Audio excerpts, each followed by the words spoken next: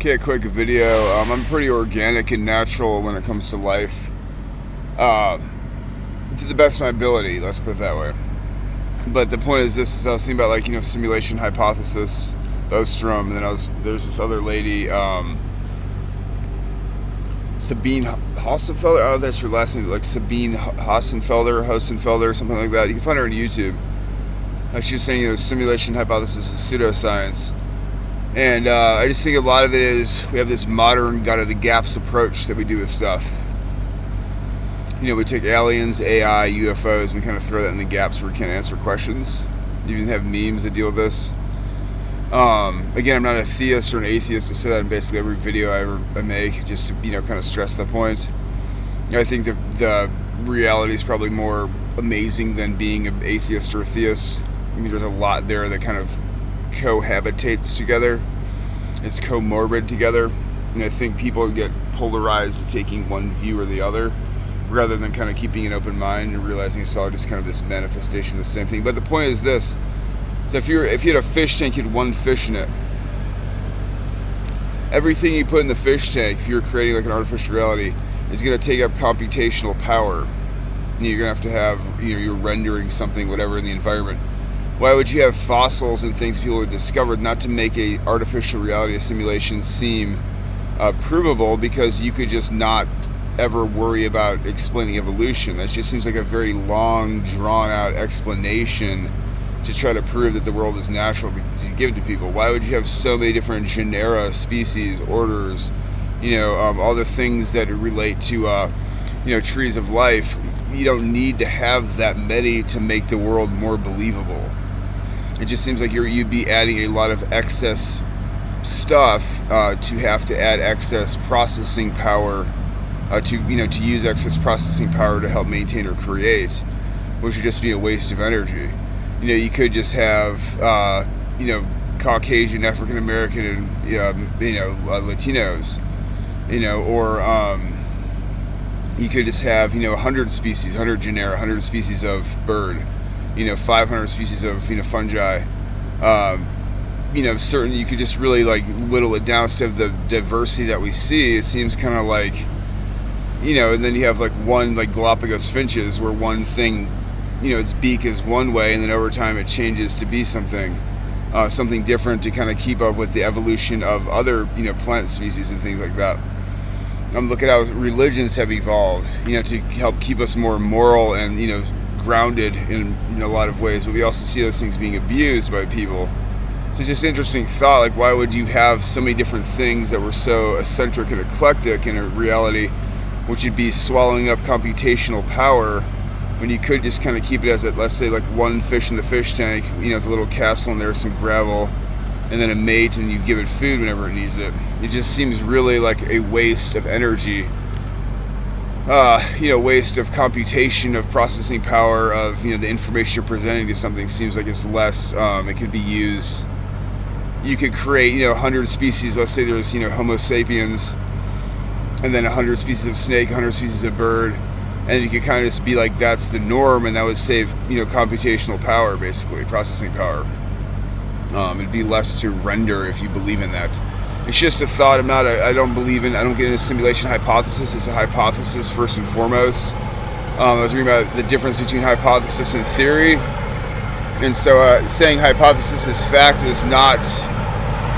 It's interesting to me that some people claim they believe in a hypothesis, but then they call religion stupid and outdated. When, I can go in a soup kitchen and prove, somebody is living like Christ or living like a goddess. There's I could sit there and say that a Big Brother Little Sister, or what is it, Big Brother Big Sister organization, that some girl that takes some other little girl under her wing is kind of being like a goddess archetype to that person, if the young girl's kind of integrated the archetype within her, so to speak. So it's I can prove that. I can prove through observation, scientific method. It doesn't mean that somebody walked on water and somehow violated the laws of whatever make up the laws of surface tension. It's not saying that. It's a very straightforward thing. I think some people get really obsessed with narratives and stories rather than trying to look at it from a metaphorical, simplistic standpoint. If you're a scientist, I think you'd have to understand things from a more metaphorical, simplistic standpoint in relation to religious studies, because there's a lot to be said there. If you read Carl Jung or any sort of psychologist, a lot of what's said in that stuff is very, filled with metaphor and allegory, and how you look at the world. If you look at Plato, Socrates, certain philosophers, they're very full of metaphor and allegory, and there's a reason for that. It's like kids movies, Disney movies. They're full of metaphor and allegory to help kids digest messages easier. So why wouldn't we have those things for adults? And we do have those things for adults, and that's oftentimes what religions and spiritual practices are about. They're metaphors and allegories to help us digest oftentimes hard to digest information in a more easily digestible light. It's like some guy falls out of a boat and some guy's walking on water to come get him. I think what that's more about is trusting your friends. When you're on the boat and the storm comes in, you get thrown from the boat and you're drowning, you should know who to call, whose name to call, so that they can help save you from drowning, get you back in the boat. I think it's a good metaphor just about having trust in people when you're in a sticky situation.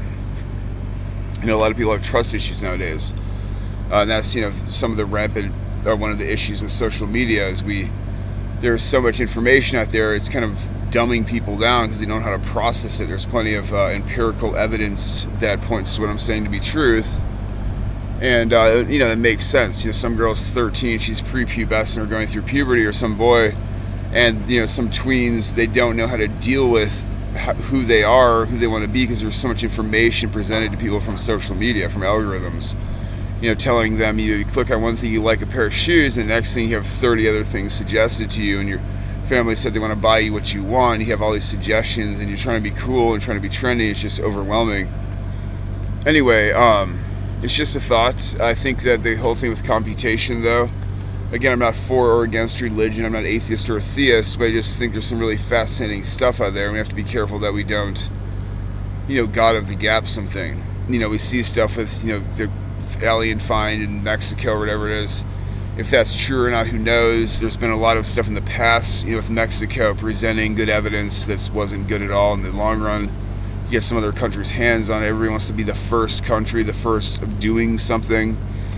They have their name in the record books, but you never know, like, if somebody's just doing it. And I'm not a conspirator. I don't get any conspiracy theories. I think a lot of that stuff rots the mind. But I'm just saying, I think sometimes we want answers so much in life. So you have to be careful where we're looking to find them and how we're trying to find them. You don't want to be confirming your bias in something so much so that it kind of, leads you astray. Anyway, it's just a thought.